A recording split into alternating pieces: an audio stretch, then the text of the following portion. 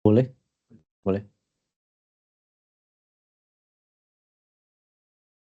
Kita mulai, Ayufi, Bu Citra. Baik, kita mulai. Bismillah.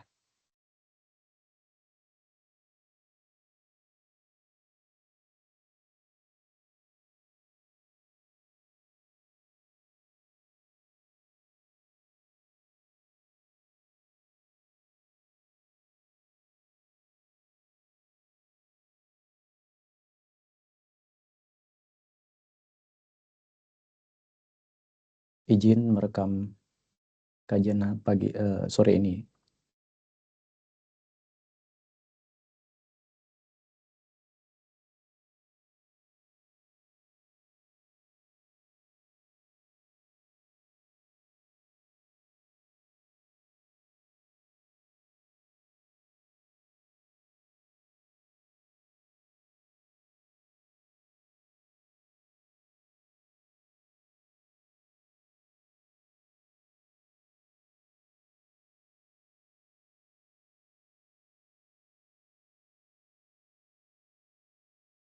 Bismillah.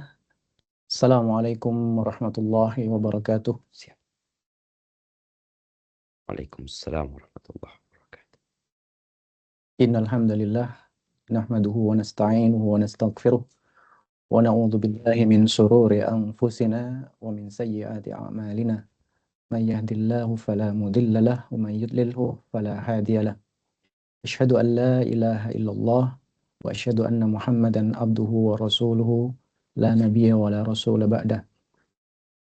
Allahumma salli wa sallim wa barik ala nabiyyina Muhammadin sallallahu alaihi wasallam wa ala ali wa ashabihi wa jami'il muslimin ajma'in.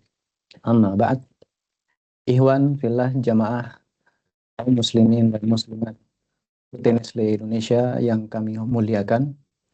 Alhamdulillah pada sore hari ini kita kembali bersua dalam kajian rutin bulanan Majelis Taklim Nestle Mengaji yang insya Allah akan menghadirkan para asatizah Ahlus Sunnah wal Jamaah yang pada sore hari ini kita akan didampingi oleh guru kita Al-Ustadz Dr.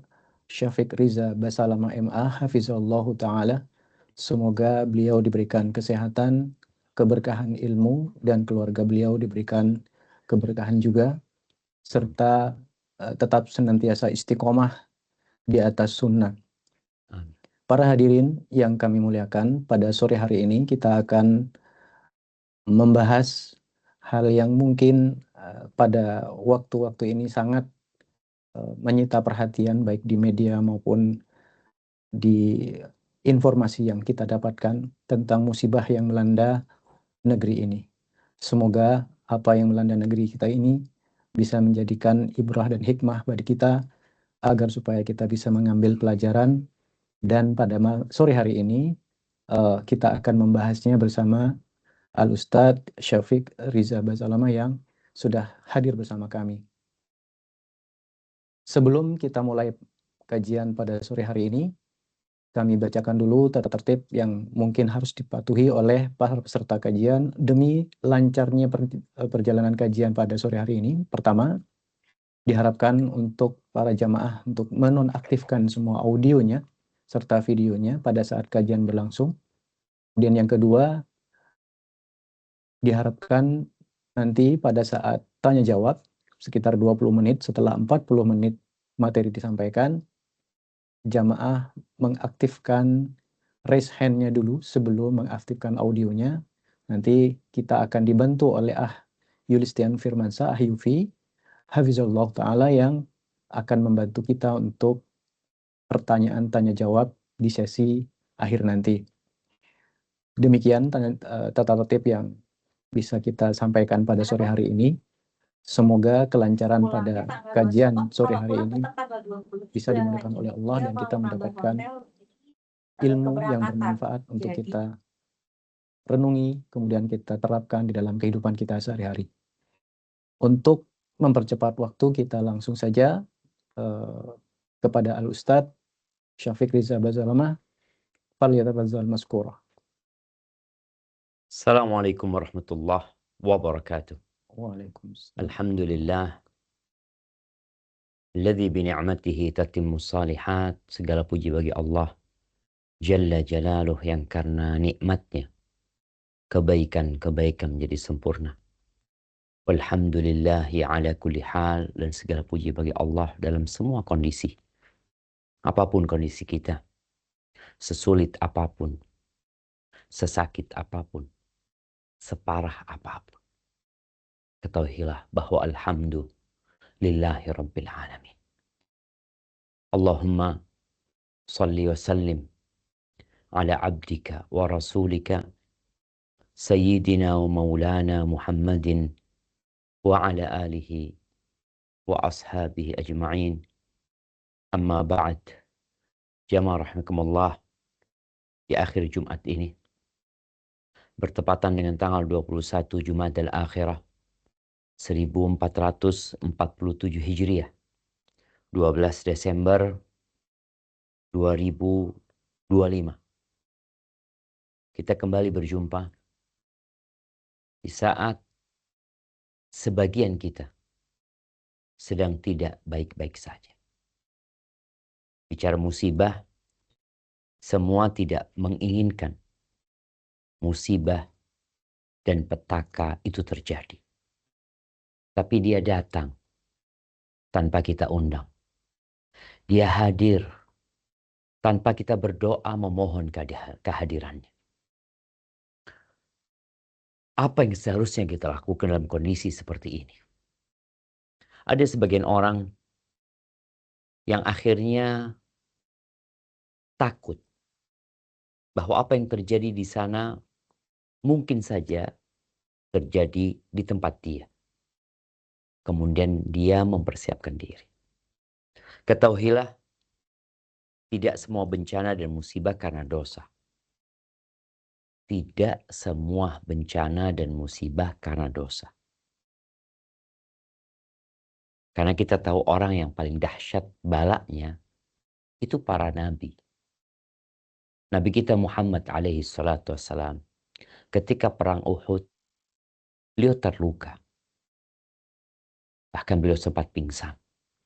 Berdarah wajah beliau. Patah gigi Nabi alaihi salatu wassalam. Tapi bukan karena dosa. Karena Allah ingin mengangkat derajat beliau. Tidak semua musibah karena dosa. Tapi semua dosa membawa kepada musibah. Jangan berburuk sangka kepada orang lain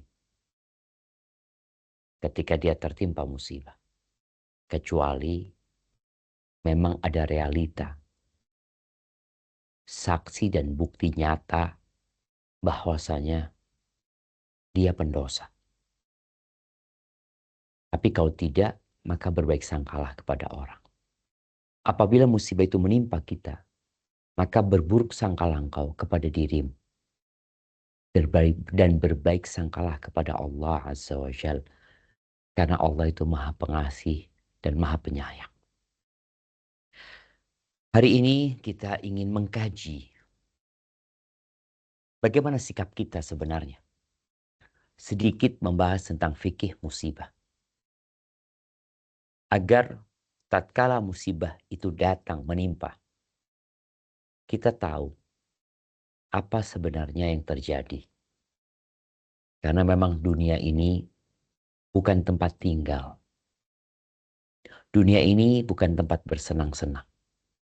Dunia ini terkutuk. Kalau bukan dunia yang meninggalkan kita, maka kita akan meninggalkan dunia. Itu sebuah keniscayaan yang akan dialami oleh setiap insan. Dan kematian adalah musibah. Yang kita tahu keluarga tidak menginginkannya,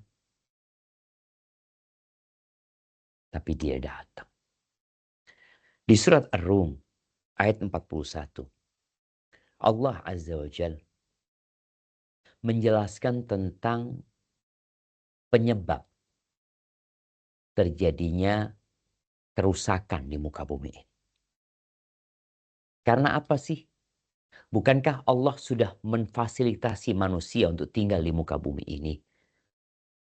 Mereka bisa menjalankan tugas mereka dengan baik. Rizki ditanggung, waktu ditetapkan. Tapi kenapa datang banjir bandang? Kenapa datang longsor? Kenapa terjadi gempa? Kenapa terjadi tsunami? Kenapa terjadi kebakaran yang tentunya orang-orang tidak menginginkannya? Coba kita baca ayat ini. Ar-Rum ayat 41. Nah, أعوذ بالله من الشيطان الرجيم ظهر الفساد في البر والبحر بما كسبت أيدي الناس ليذيقهم بعض الذي عملوا لعلهم يرجعون. Telah tampak kerusakan di darat dan di laut, disebabkan karena perbuatan tangan manusia, supaya Allah merasakan kepada mereka sebagian dari akibat perbuatan mereka, agar mereka kembali ke jalan yang benar. Allahu Akbar. Ternyata itu tanda kasih sayang Allah. Kerusakan yang terjadi yang kita lihat di sekitar kita, di muka bumi ini, baik di daratan atau di lautan. Dahulu orang-orang yang tinggal di laut ketakutan, maka mereka tinggal di gunung. Dan memang apabila terjadi gempa yang dahsyat, yang berpotensi tsunami, maka masyarakat diarahkan ke gunung. Tapi gunungnya longsor.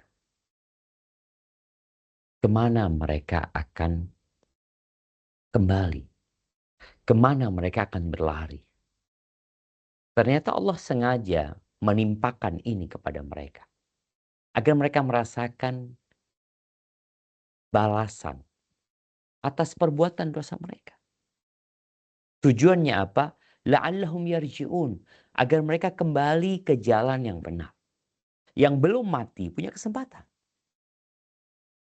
Yang berada di tempat lain yang melihat kejadian, engkau punya kesempatan untuk kembali kepada Allah Azza wa Jalla.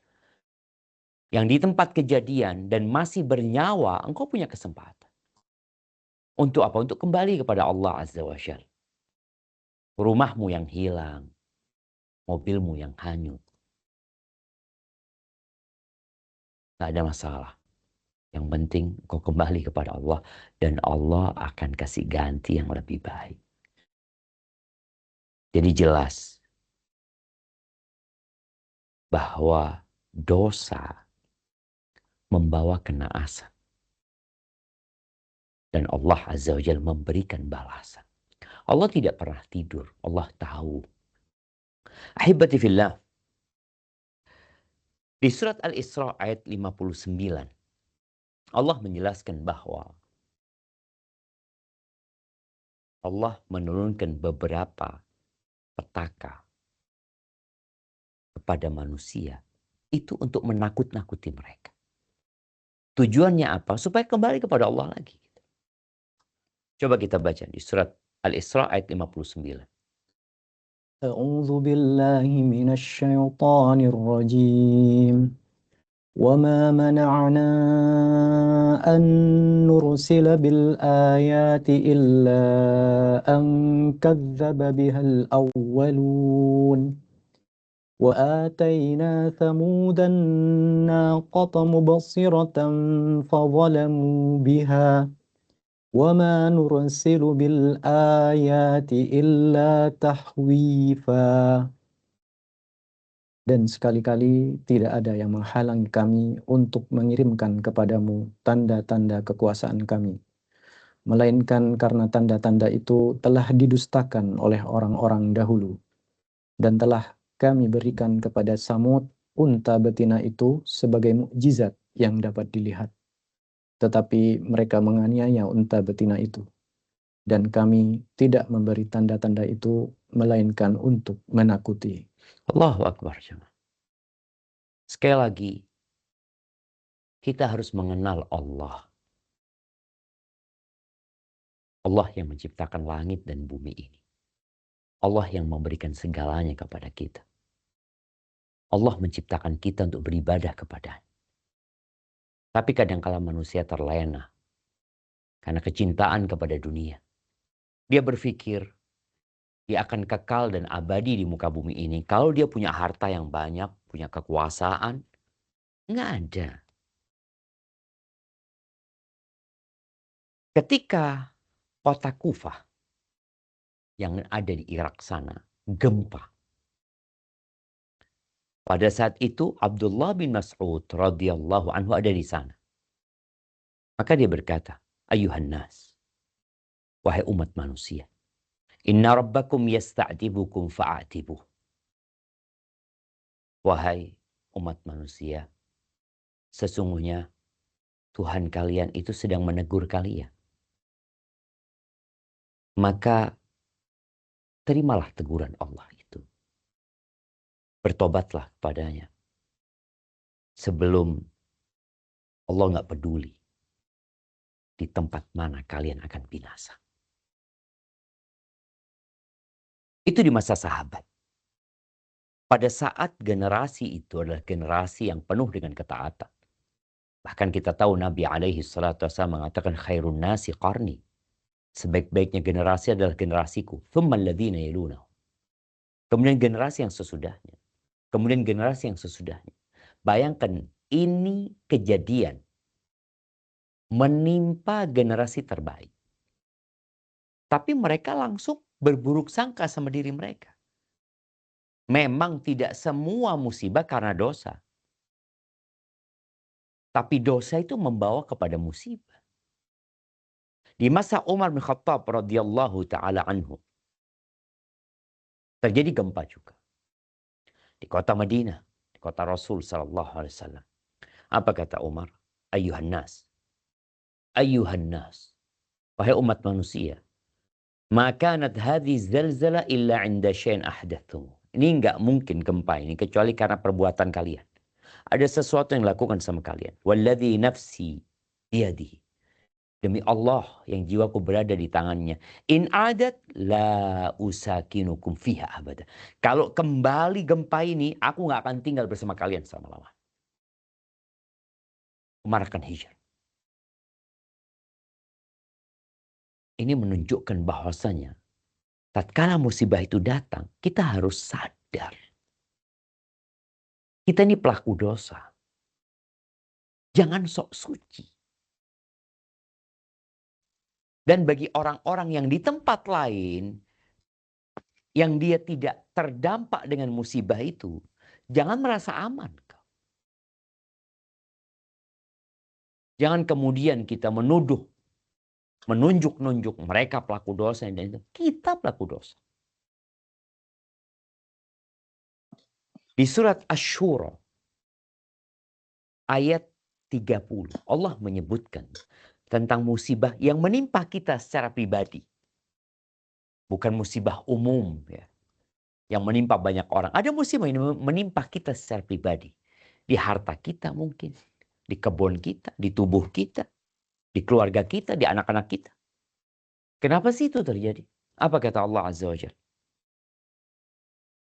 A'udzu billahi minasy syaithanir rajim. وما أصابكم من مصيبة فبما كسبت أيديكم ويعفو عن كثير. Dan apa saja musibah yang menimpa kamu, maka adalah disebabkan oleh perbuatan tanganmu sendiri. Dan Allah memaafkan sebagian besar dari kesalahan-kesalahanmu. Itu musibah bukan karena semua dosa kita. Tapi sebagian saja. Dan masih banyak yang dimaafkan sama Allah Azza wa Jalla. Maka nggak perlu ngomongin orang, kita ngomongin diri kita. Kita ini pelaku dosa. Dan subhanallah di akhir surat Fatir ya. Sebenarnya ada 2 ayat yang menyebutkan, yang mengkaji secara mendalam tentang musibah itu. Yang Allah sebutkan di surat Asy-Syura ini Banyak loh yang dimaafkan sama Allah. Banyak. Kita ini kadang-kala sebagai pegawai berbuat salah. Sedikit aja. Udah SP1. Kesalahan kedua. SP2. Berbuat salah lagi. Pecat. Itu terjadi di tempat kerja kita. 3. Tapi Allah subhanallah. Wa ya'fu an katsir. Banyak yang dimaafkan sama Allah azza wa jalla. Banyak. Kalau setiap manusia berbuat dosa itu Allah kasih hukuman. Maka ana dan antum gak akan ada di sini. Tidak akan ada sapi yang hidup di muka bumi. Tidak ada kambing yang berjalan. Tidak ada onta yang ada di padang pasir. Tidak ada. Allah memaafkan banyak. Allahu Akbar jemaah. Di surat Fatir, tadi yang disampaikan ada surat An-Nahl ayat 61. Tapi kita akan baca surat Fatir ayat 45. Supaya kita sadar. Tafadhalina. A'udzu billahi minasy syaithanir rajim. ولو يؤاخذ الله الناس بما كسبوا ما ترك على ظهرها من دابة من دابة ولكن يؤخرهم إلى أجل مسمى فإذا جاء أجلهم فإن الله كان بعباده بصيرا. Dan kalau sekiranya Allah menyiksa manusia disebabkan usahanya, niscaya dia tidak akan meninggalkan di atas permukaan bumi suatu makhluk yang melata pun. Akan tetapi Allah menangguhkan penyiksaan mereka sampai waktu yang tertentu. Maka apabila datang ajal mereka, maka sesungguhnya Allah adalah Maha melihat keadaan hamba-hambanya. Allahu Akbar. Bayangin. Tidak akan ada satupun yang hidup di muka bumi. Tapi Allah masih ngasih waktu. Mungkin manusia itu kembali kepada Allah. Mungkin dia bertobat. Dia berhenti berbuat dosa. Kalaupun dia ngulangin, dia kembali kepada Allah Azza wa Jal. Tapi kalau dengan setiap dosa, Allah berikan hukumannya di dunia. Nggak akan ada yang hidup. Maka Allah menunda. Memberikan tempo. Di mana pintu kembali kepada Allah terbuka lebar. Sampai kapan? Sampai matahari terbit dari barat. Atau sampai ruh ke kerongkongan manusia. Berkaitan dengan musibah ini, ya kita perlu beriman. Bahwa semua yang terjadi di muka bumi ini adalah sudah ditetapkan. Barusan kita menyebutkan sebabnya. Karena memang Allah menjadikan sesuatu ada sebabnya. Tapi musibah itu sudah ditulis. Sebagaimana engkau sehat pun sudah ditulis. Ada orang yang tahu-tahu jadi kaya. Kok bisa ya? Loh itu udah takdir Allah. Oh iya tapi kan karena aku berusaha. Naam. Mungkin ada sebabnya engkau usaha. Tapi ketahuilah. Berapa banyak orang yang juga berusaha. Yang juga berjuang. Bahkan mungkin lebih keras daripada dirimu. Tapi dia tetap susah hidup. Kadang-kadang kita melihat orang-orang yang tidak beriman. Tapi hidupnya nyaman. Itu tadi. Kenapa dia nggak dihukum? Dosa dia lebih besar daripada dosa anak. Allah menunda. Dan Allah tidak menjadikan dunia ini sebagai tempat pembalasan. Tidak balasan kebaikan, tidak balasan keburukan. Kecuali sedikit yang diberikan di dunia ini. Maka seorang mukmin ketika engkau terkena musibah, maka yakinlah bahwa itu sudah ada dalam catatan. Udah ditulis. Nggak mungkin luput dari diri. Di surat Al-Hadid, surat besi, ayat 22-23, Allah menjelaskan tentang takdir ini. Karena orang yang beriman dengan takdir, dia akan cepat pulih ketika musibah itu datang menimpanya. Ya, tentunya dia sedih. Tapi keimanan dia, kenapa kok aku yang kena? Kenapa kok bukan fulan? Kenapa rumahku yang hanyut? Kenapa bukan rumahnya fulan? Padahal fulan ini, na'udzubillah, sholat aja nggak pernah. Kenapa rumahku yang longsor? Rumah dia enggak. Kenapa mobilku kok bukan mobil dia? Maka engkau harus beriman dengan takdir. Tadi udah disampaikan di awal. Tidak semua musibah karena dosa. Tapi dosa itu membawa kepada musibah. Dan boleh jadi Allah menjadikan rumahmu yang hanyut bukan rumahnya fulan. Karena Allah ingin kebaikan buat engkau. Allah kalau cinta sama hambanya, Allah kasih bala. Bukan Allah tambahkan rezekinya. Baik, kita baca surat Al-Hadid ayat 22-23.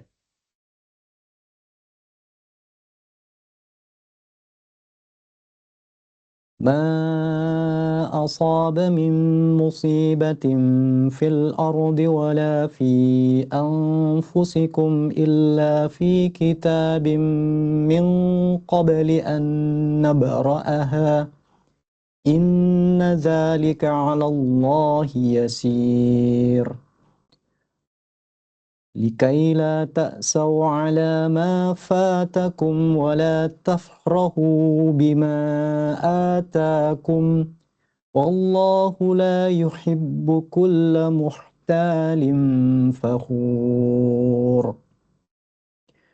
Tiada suatu bencana pun yang menimpa di bumi dan tidak pula pada dirimu sendiri melainkan telah tertulis dalam kitab Lauhul Mahfuz sebelum kami menciptakannya. Sesungguhnya yang demikian itu adalah mudah bagi Allah.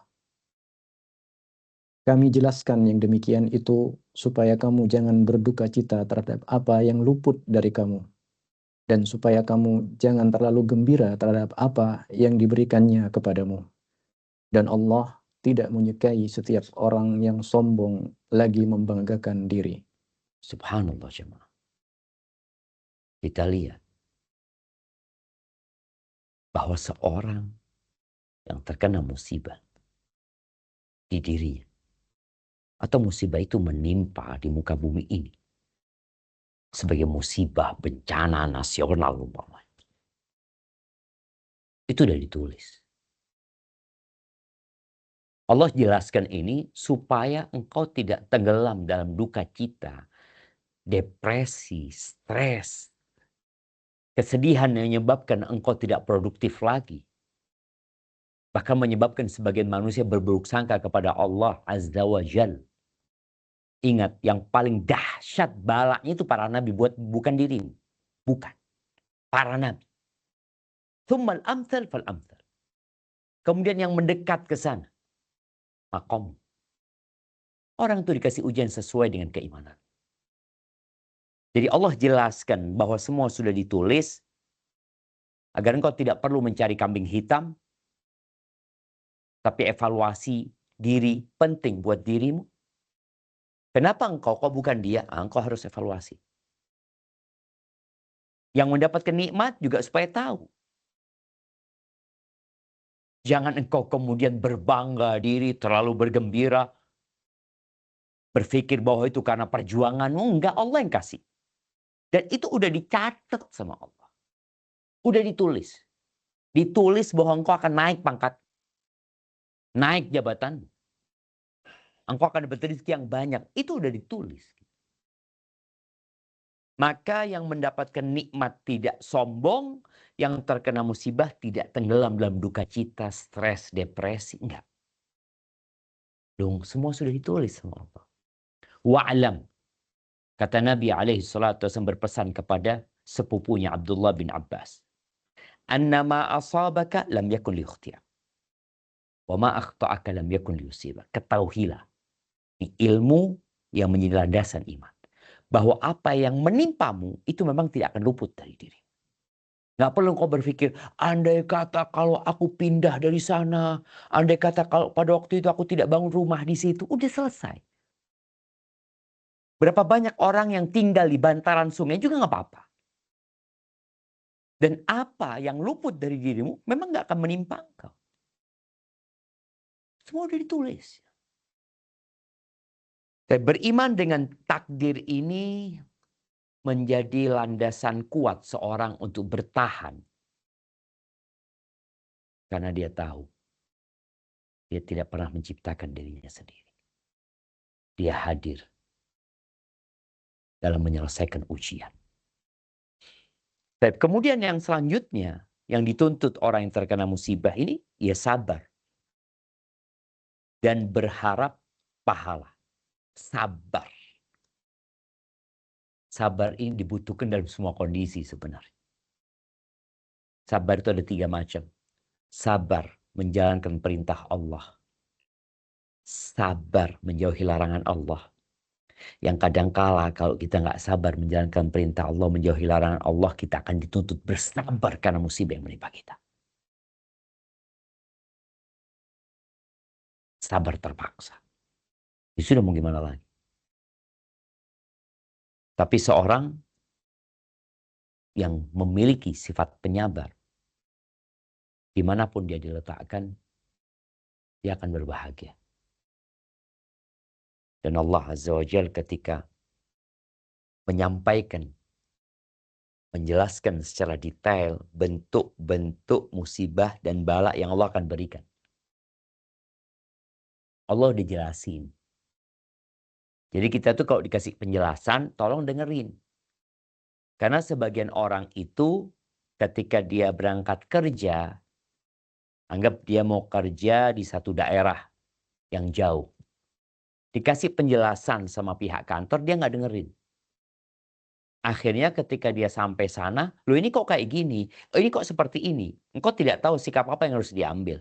Tapi yang mendengarkan dan sadar serta memahami apa yang dijelaskan oleh pihak kantor tentang hal-hal yang akan dia hadapi, maka dia akan tenang. Oh iya, udah kasih tahu Ana, ini akan terjadi.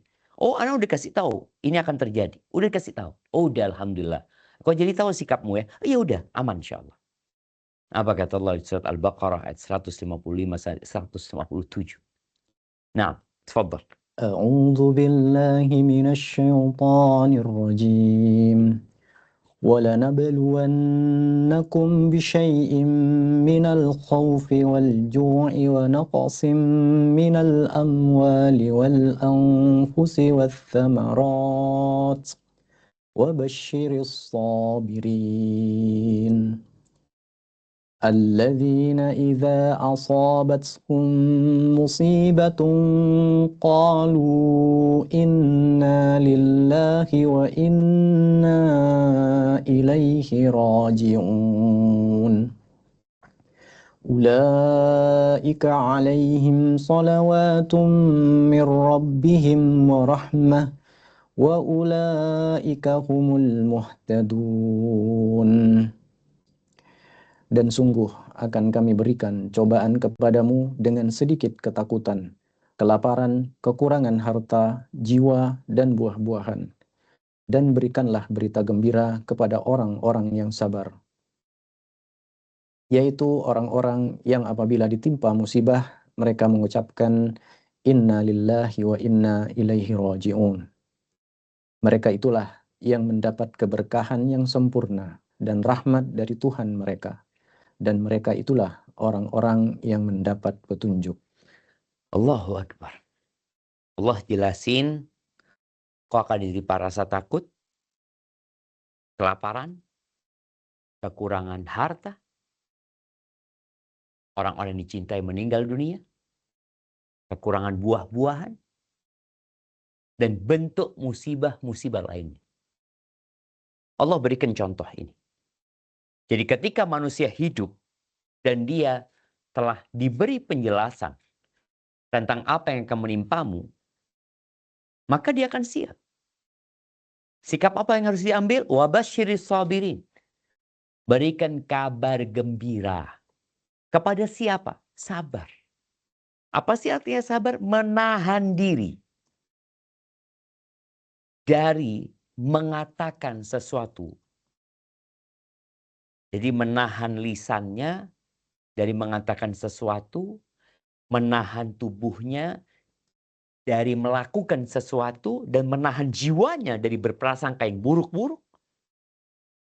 Dia tahan semuanya dari mengucapkan yang tidak sesuai dengan syariat dan akal sehat. Dari melakukan tindakan yang secara akal dan syariat nggak boleh dilakukan. Itu orang sabar. Nah, hati. Sakit iya. Engkau menangis nggak apa-apa menangis. Teteskan air matamu. Tapi tetap engkau tahan diri. Jangan sampai melakukan tindakan-tindakan yang secara akal sehat dan syariat tidak dibenarkan. Ketika orang ini bersabar, dia akan dapat apa? Sabar itu tadi menahan diri dan mengatakan inna lillahi wa inna ilaihi rajiun. Sesungguhnya kami milik Allah. Dan kami akan kembali kepada Allah Azza wa Jalla. Kita nggak punya apa-apa sebenarnya. Yang rumahnya hilang, yang kebunnya hilang, yang motornya hilang. Memang kau bukan pemilik. Tapi sebagian kita merasa memiliki. Ada seorang syekh dalaman Afrika sana ya, yang biasa terjadi badai gurun. Ketika terjadi badai yang akan memporak-porandakan tenda-tenda mereka, yang akan menguburkan sebagian hewan ternak mereka. Ketika badai itu datang, semua diminta untuk menyelamatkan diri. Ketika badai selesai, semua diharap bangkit. Syekh itu mengatakan, ayuhan nas, kata dia, kalian lihat, kalian perhatikan yang masih bisa selamatkan, selamatkan. Kambing yang masih hidup dan sudah sekarat, ya disembelih. Kita itu diciptakan sejatinya untuk kehilangan segalanya. Ya, kita diciptakan untuk kehilangan segalanya. Maka seorang yang mengatakan inna lillah, sesungguhnya kami milik Allah. Kami, anak ini milik Allah. Bumi itu milik Allah. Rumah milik Allah. Engkau aja milik Allah. Engkau itu dimiliki Allah. Dan kepada Allah kami akan kembali. Maka orang yang seperti ini akan Allah berikan berkah dalam hidupnya. Berkah dari Tuhan mereka. Allah akan kasih rahmat. Dan Allah akan kasih petunjuk. Dan ketahuilah. Fa inna ma'al usri yusra.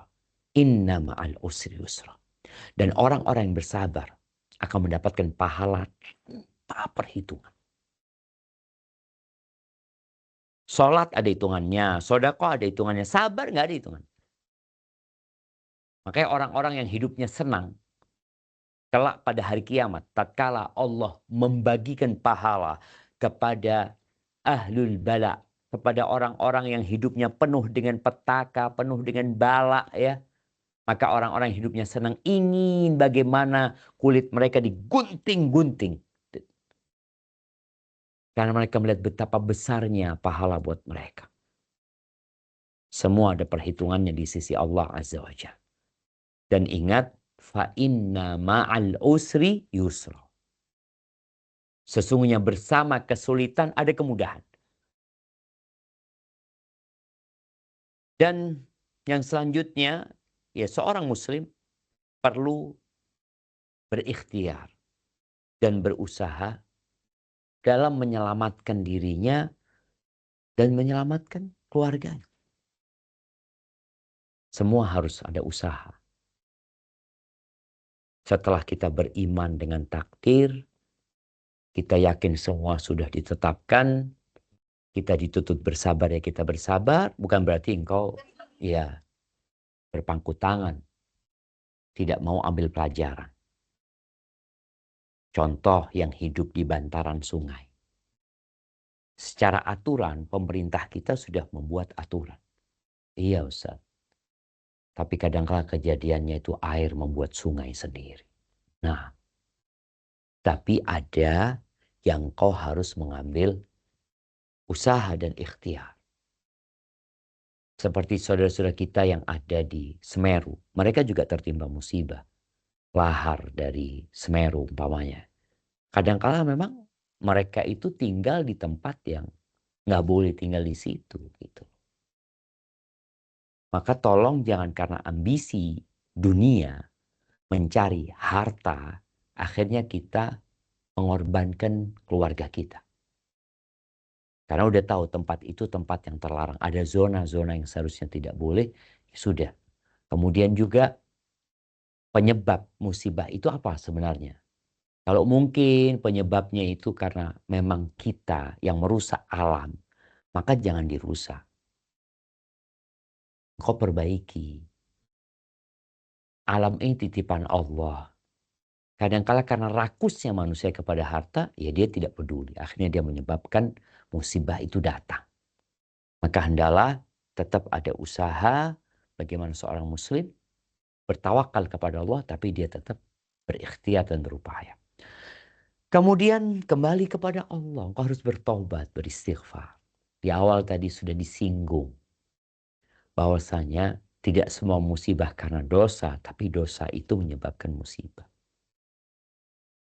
Maka hendaklah kau bertobat kepada Allah. Oh, bukan ana yang berbuat dosa, tapi mereka yang berbuat dosa. Sejak kapan kau jadi maksum, tidak punya dosa? Sejak kapan kau sibuk dengan dosa orang lain? Kau lupa dengan dirimu. Dan boleh jadi ini penyebab musibah itu terjadi.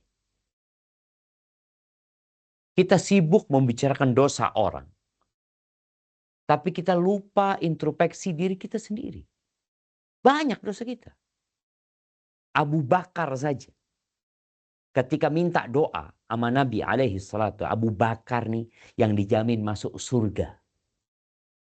Yang insya Allah dia akan dipanggil dari semua pintu surga yang 8 itu. Ketika dia minta doa.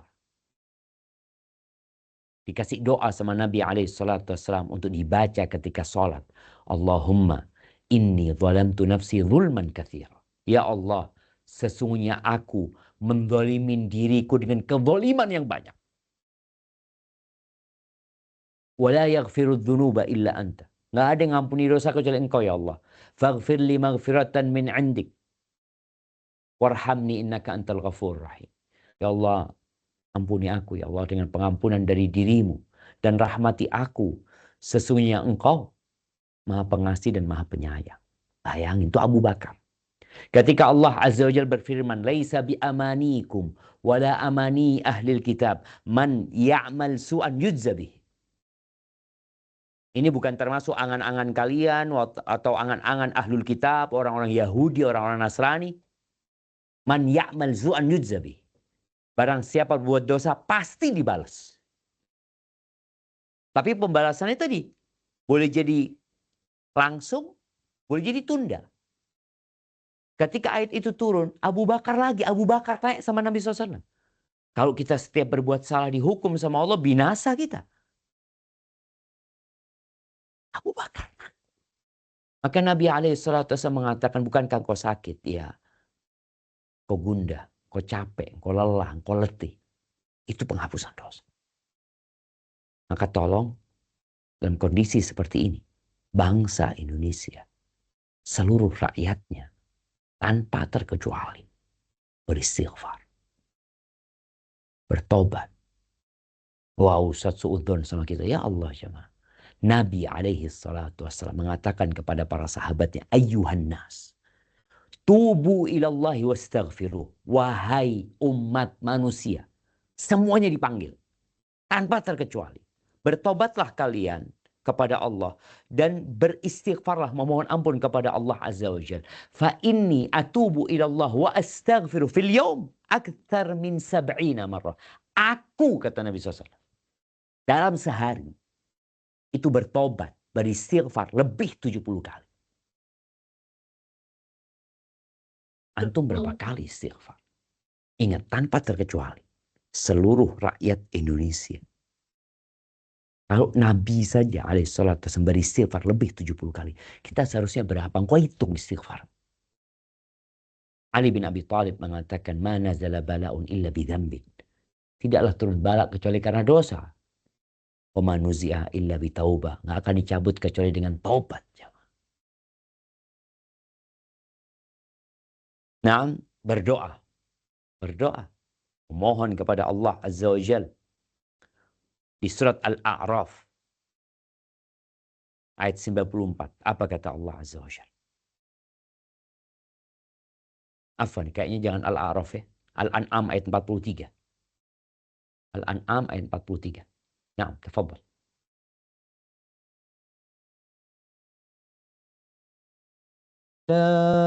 إذ جاءهم بأسنا تضرؤوا ولكن قست قلوبهم وزين لهم الشيطان ما كانوا يعملون.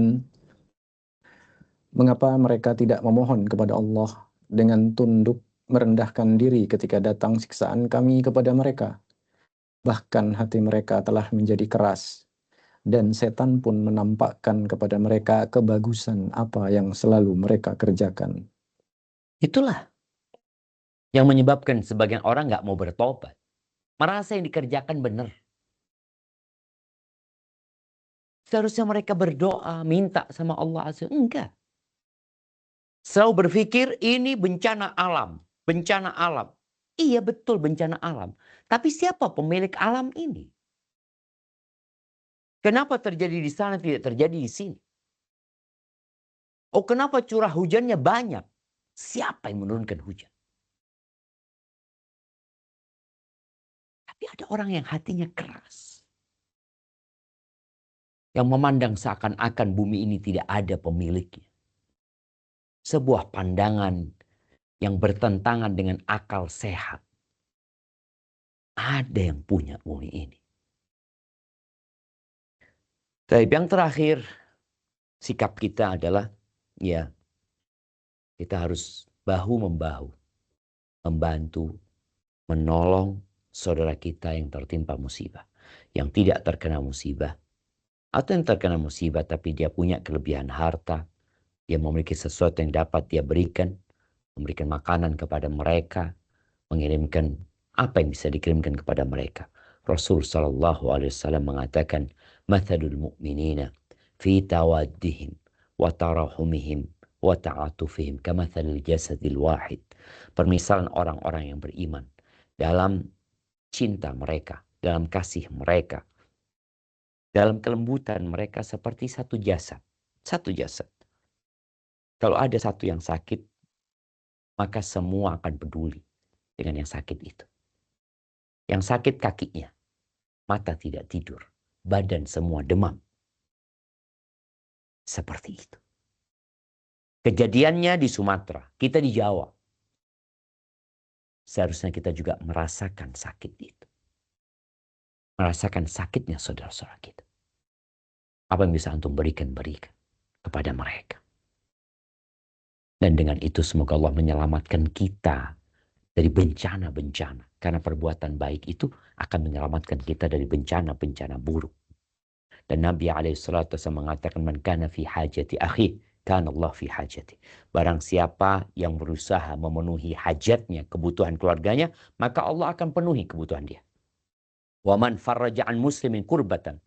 Barang siapa yang menyingkap kesulitan seorang muslim, satu kesulitan, farrajallahu anhu kurbatan min kurabati yaumil qiyamah. Maka Allah akan singkap kesulitan-kesulitan pada hari kiamat buat dia nantinya. Wallahu fi aunil abdi, ma kana al-abdu fi auni akhi. Dan Allah Azza wa Jalla akan membantu hambanya selama hamba itu terus membantu saudaranya. Maka ahibati fillah, semoga di akhir Jumat ini Allah Azza wa Jalla menurunkan rahmat buat kita semua.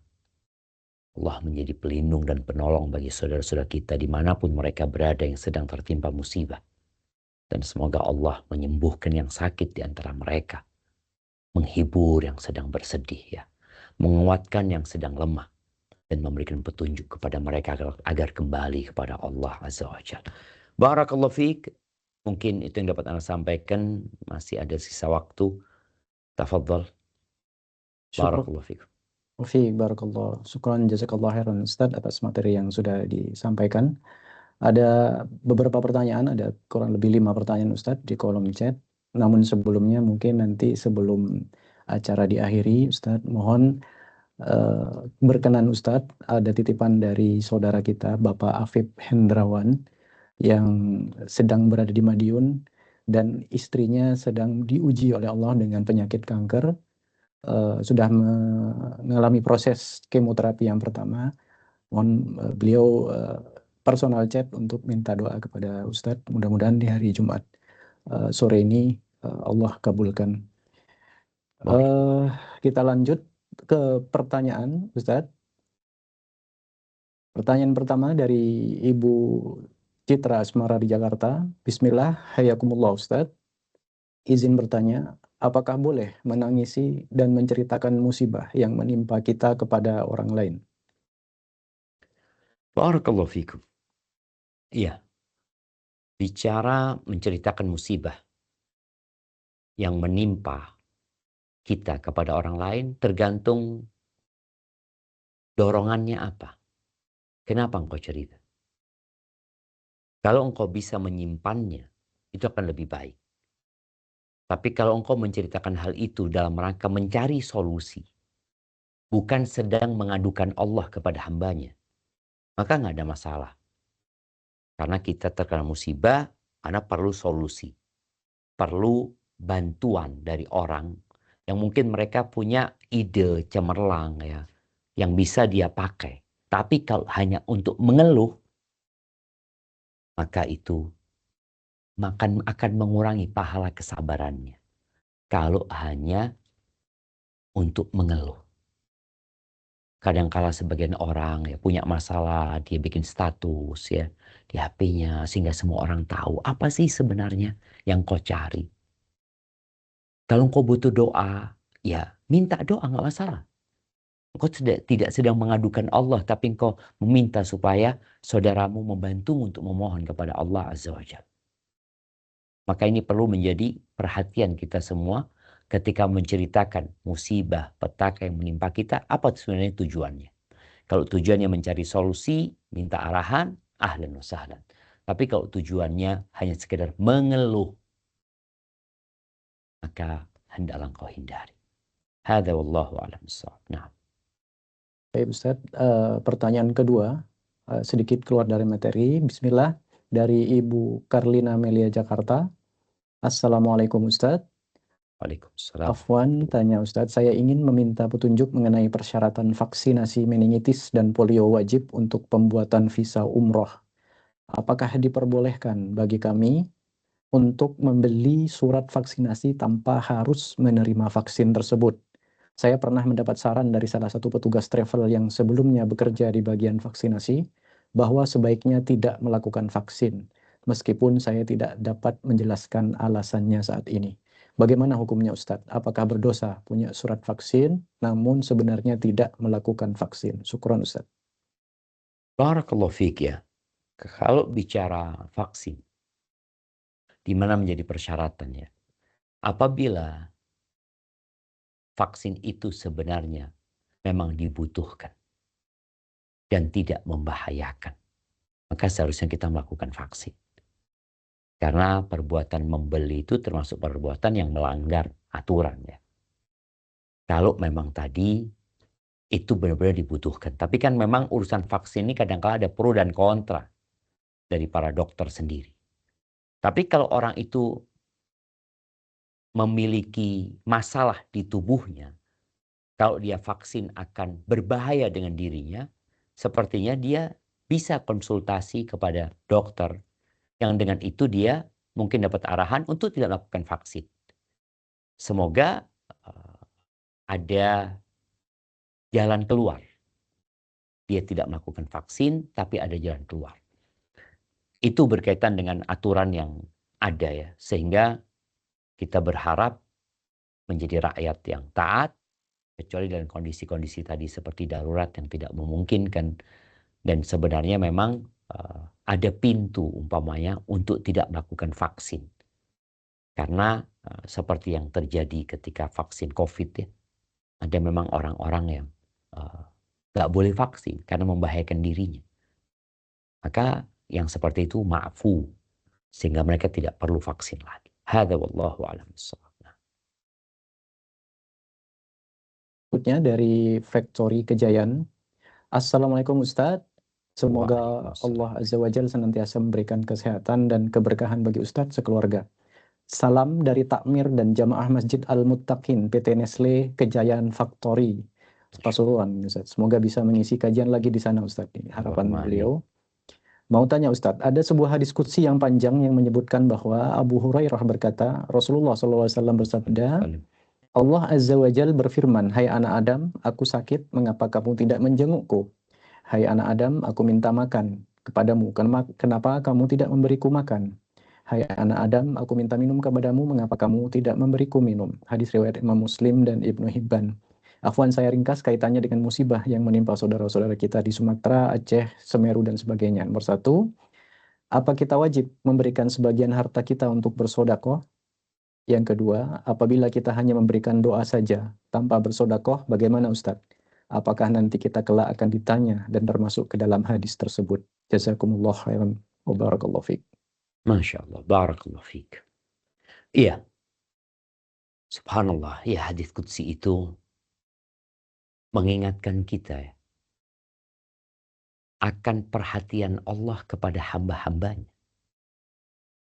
Ketika Allah mengatakan, ya ibna Adam, maritu, aku sakit, engkau tidak membesukku ya. Istat'amtuka, aku minta makan kepada engkau, enggak kasih aku makan. Hamba mengatakan, kaifa a'uduka, gimana aku membesuk engkau, Tuhan pencipta langit dan bumi ini. Bagaimana aku ngasih makan engkau, sedangkan engkau pemilik alam semesta ini gitu.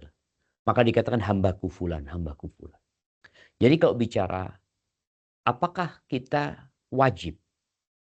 Jadi kalau kita bicara wajib, ada wajib yang fardu ain, kewajiban setiap orang secara personal. Ada yang fardu kifayah. Ada wajib, tapi kalau sudah ada yang melakukan, jadi nggak wajib buat kita. Maka itu yang perlu diperhatikan. Kalau ternyata nggak ada yang bantu sama sekali dan kita mampu membantunya, lalu kita membiarkan orang itu mati, gara-gara kita tidak membantunya atau semua orang berhenti, maka semua akan dosa. Tapi kalau tadi sudah ada yang membantu dan menolongnya, maka buat kita nggak jadi wajib. Karena sudah ada yang melakukan hal itu. Jadi buat kita jadinya sunnah, jadinya anjuran ya. Tapi yang terjadi saat ini memang kalau Anda lihat ya, tadi bukan fardu ain, jadinya fardu kifayah, menjadi kewajiban secara universal ya. Mereka punya kewajiban untuk membantu saudara-saudaranya dengan harta yang dimiliki. Jangan sampai saudaranya binasa, mati, sedangkan kita punya kemampuan untuk menolong dia. Tapi kalau sudah ada yang terjun ke sana, ya alhamdulillah. Kita sudah nggak wajib lagi untuk melakukan hal itu. Artinya kewajiban itu gugur. Tapi kalau ternyata masih kurang bantuannya dan kita punya, sudah kok bantu mereka. Hadza wallahu a'lam bissawab. Baik, Ustaz. Pertanyaan berikutnya dari Pak Krisna Budiarno di Jakarta. Pak Krisna ini, Ustaz. Assalamualaikum, izin bertanya. Yang saya tahu bencana atau musibah itu bisa karena ujian, peringatan, atau azab. Untuk itu, bolehkah saya mohon kepada Allah untuk tidak terkena bencana atau musibah? Dan doa apa yang mudah bisa saya amalkan? Pertanyaan kedua adalah, apakah saat ini kita dalam keadaan aman? Apakah berarti saya istidraj? Dan bagaimana menghindari istidraj ini, tapi juga takut akan ditimpa musibah? Barakallahu fiik. Ya, kalau bicara apakah boleh kita berdoa semoga kita nggak kena musibah ya? Kan boleh. Kita diperintahkan untuk berdoa meminta agar dihindarkan dari petaka dan musibah. Paman Nabi alaihi salatu wassalam, pernah minta doa sama Nabi SAW, Abbas ya. Maka Nabi mengajarkan doa sallallahu alaihi wasallam, ya Abbas, salillah al-afiyah. Mintalah kepada Allah al-afiyah. Selamat dari semua petaka dan musibah. Minta al-afiyah. Makanya tiap pagi dan petang kita dianjurkan untuk membaca doa Allahumma inni as'aluka al-afwa al-afiyah fid dunya wal akhirah. Kita minta sama Allah Azza wa Jalla. Dan di antara doa Nabi SAW, Allahumma inni a'udzubika min jahdil bala wa darakis syaqa wa su'il qada wa syamatatil a'da. Ya Allah, aku berlindung kepadamu dari bala yang menyusahkan, tertimpa kesengsaraan, ketentuan yang buruk, dan dari musuh yang senang ketika musibah menimpa kita. Kita diperintahkan hal itu. Tapi kita tahu bahwasanya Allah akan memberikan ujian. Loh kan kita udah doa, kita udah minta, dan Allah janji akan mengabulkan doa kita. Nah, ingat, permintaan kita itu ibadah. Dan jawaban dari permintaan kita itu satu dari tiga hal. Yang diminta dikasih, atau diganti, atau disimpan.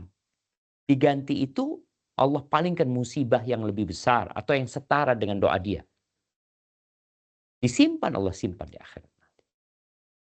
Kemudian kalau bicara istidraj ya kita itu harus sadar. Kita jangan pernah minta musibah. Dan ketika Allah memberikan nikmat kepadamu, dalam kondisi engkau terus berbuat dosa, maka hendaklah engkau beristighfar, bertobat, memohon ampun kepada Allah Azza wa Jalla. Karena memang ada dari salafus saleh yang ketika dia setahun, dia kok merasa baik-baik saja, tidak kena apa-apa. Dia takut itu istidraj. Maka tatkala perasaan itu datang, maka segera bertobat dan kembali kepada Allah Azza wa Jalla. Hadza wallahu a'lam bissawab. Ustaz, pertanyaan berikutnya dari Pak Vita Prihatoni dari Solo Raya. Bismillah, ketika ada musibah sebuah bangunan runtuh dan menyebabkan korban kita, seorang pejabat yang terkait mengucapkan qadarullah ke media, namun mengesankan bahwa pejabat tersebut cuci tangan dari tanggung jawab terhadap kejadian tersebut.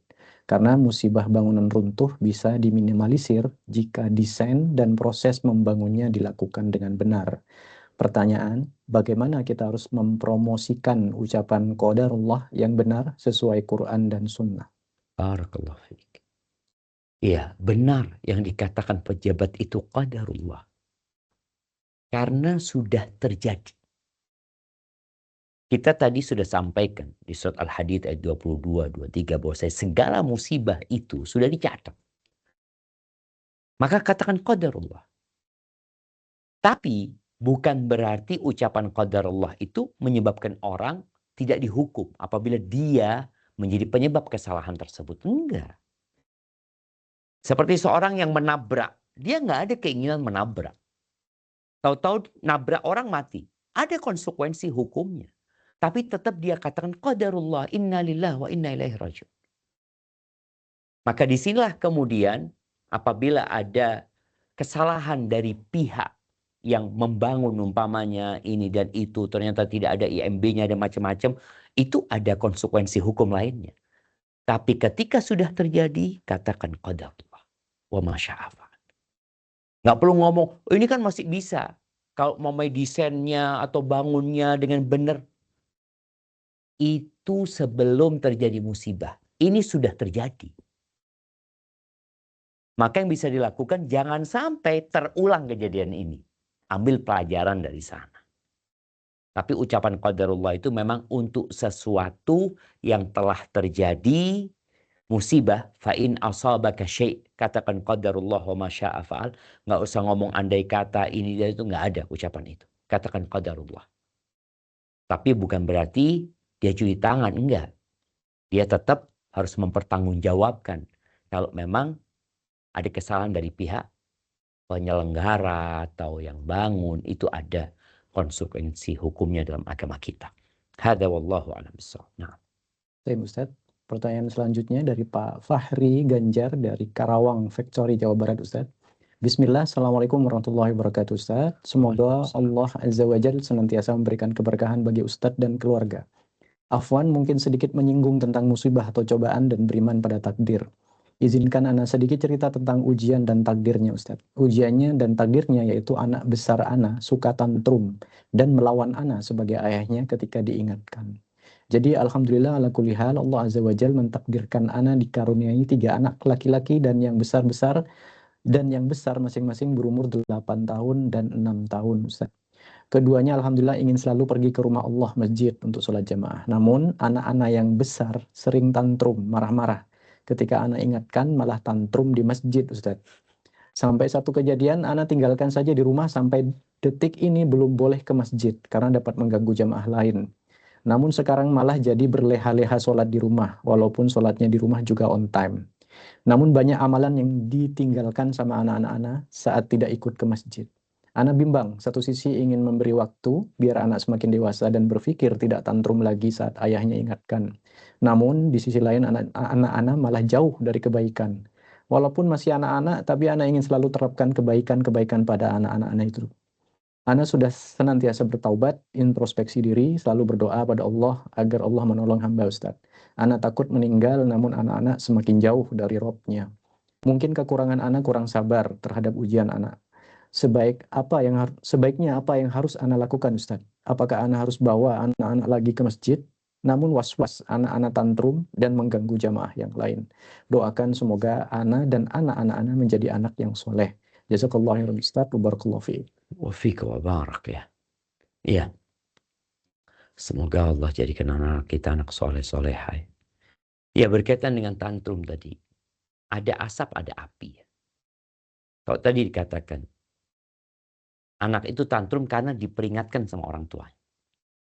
Berarti yang perlu dilakukan bagaimana memperingatkan anaknya dengan bahasa yang indah, dengan bahasa yang lembut ya. Bagaimana orang tua menjalin kedekatan. Buktinya anaknya nurut, nggak boleh ke masjid. Dia sholat di rumah. Nggak ada masalah. Gitu. Tapi ketika dia ke masjid, dia jadi tantrum. Apa penyebabnya? Jadi ada kondisi-kondisi yang orang tua harus pintar-pintar. Ada anak umpamanya, kalau anak bawa ke masjid sebelum qomat, umpamanya sebelum iqamatus sholat, maka dia akan bermain, ini ganggu jamaah. Tapi kalau anak bawa dia pas waktu iqamatus sholat, maka dia akan duduk di shaf selesai. Maka ini menjadi solusi. Jadi orang tua yang tahu kenapa anaknya tantrum. Ada anak-anak memang yang cepat marah sehingga orang tua harus belajar tentang bagaimana menyikapi anak itu. Dan kebanyakan kita memang jadi orang tua tanpa pernah belajar bagaimana menjadi orang tua yang baik ya. Mungkin itu yang perlu dilakukan sambil terus mendoakan dan semoga dengan seperti itu ya kita berusaha semaksimal mungkin. Jadi intinya usahakan membawa anak itu ke masjid, tinggal boleh jadi kita cari masjid yang sepi, kita cari masjid yang insya Allah jamaahnya tidak akan terganggu, boleh jadi sholatnya di musola, yang nggak banyak anak-anak kecil-kecil di sana. Jadi banyaklah yang bisa diusahakan orang tua sehingga menghindari anak itu jadi tantrum. Barakallahu fikum. Pertanyaan terakhir, Ustadz. Assalamualaikum, Ustadz. Semoga Allah Azza wa Jalla senantiasa memberikan kesehatan, keberkahan bagi Ustadz dari Pak Putra Ismail Muhammadiyah di Makassar. Mana yang terbaik, Ustadz, ketika anak masuk SMP? Langsung dimasukkan pesantren atau sekolah sunnah yang tidak mondok? Jazakallah khairan, barakallahu fiik. Barakallahu fiik. Jamaah rahmakumullah ya. Ingat mondok itu bukan sebuah kewajiban. Kalau bicara mana yang lebih utama, semua anak itu atau setiap anak itu memiliki kepribadian yang berbeda-beda. Kemudian juga keberadaan sekolah-sekolah yang bisa menjaga anak kita dari satu kota ke kota lain juga berbeda. Umpamanya, nggak perlu masuk pesantren ini anak karena alhamdulillah ada sekolah yang full day sehingga anak bisa tiap hari pulang, apalagi kalau anak perempuan umpamanya. Jadi lebih enak dan di rumah bisa dekat sama ibunya, ada kontrol yang matang dan pengawasan yang baik. Ahlan wa sahlan. Boleh jadi itu lebih baik. Atau boleh jadi homeschooling. Ada banyak pilihan model-model sekolah ya. Jadi hendaklah orang tua melihat kondisi anak, kondisi sekolah yang ada, dan kondisi keluarga. Sehingga di situ dia bisa menetapkan apakah masuk pesantren atau tidak. Atau tetap di rumah. Atau malah tadi homeschooling. Jadi orang tua yang harus banyak mengkaji dan mempelajari tentang kondisi, baik kondisi keluarga, kondisi anak itu sendiri, kondisi sekolahan-sekolahan yang ada di sekitarnya. Ada anak-anak yang lebih baik masuk pesantren dan dia punya kesiapan supaya dia lebih mandiri umpamanya. Oh, ahlan wa sahlan. Lulus SMP, ada yang lulus SMP, ada yang lulus SD. Karena memang ya setiap anak berbeda-beda. Barakallahu fiik, jamaah rahmakumullah. Kayaknya sudah masuk waktu maghrib di tempat kita. Kita berdoa memohon kepada Allah Azza wa Jalla. Kalau tadi dikatakan adalah salah satu istri jamaah kita yang sedang sakit ya. Semoga Allah menyembuhkan istrinya. Allah mashfi mardana wa mardal muslimin. Dan semua yang sakit di antara kaum muslimin, khususnya saudara-saudara kita yang ada di kajian kita pada sore hari ini. Dan untuk semua jamaah. Semua yang sakit ya, yang ada di Sumatera khususnya. Semoga Allah Azza wa Jalla menyembuhkan mereka. Allah memberikan keberkahan kepada mereka, memberikan rahmatnya. Dan semoga mereka segera pulih untuk bangkit kembali menuju kepada Allah Azza wa Jalla. Itu yang dapat Anda sampaikan, kurang lebihnya mohon maaf. Wabillahi taufiq wal hidayah wa ridha wal inayah. Anda kembalikan ke moderator. Jazakumullah khair. Wa jazakumullah khair Ustaz. Barakallahu fiik. Demikian kajian pada sore hari ini. Majelis Taklim Nestle Indonesia. Semoga kita diberikan keberkahan dan waktu yang sudah kita sediakan untuk meluangkan waktu di kajian pada sore hari ini diberkahi oleh Allah dan kita mendapatkan ilmu yang bermanfaat untuk kehidupan kita sehari-hari. Kita tutup kajian pada sore hari ini dengan doa kafaratul majlis. Subhanakallahumma wa bihamdika asyhadu an la ilaha illa anta astaghfiruka wa atubu ilaik. Semoga kita diberikan umur yang panjang dan berkah serta kesehatan untuk kita bisa bersua kembali di kajian-kajian berikutnya. Assalamualaikum warahmatullahi wabarakatuh.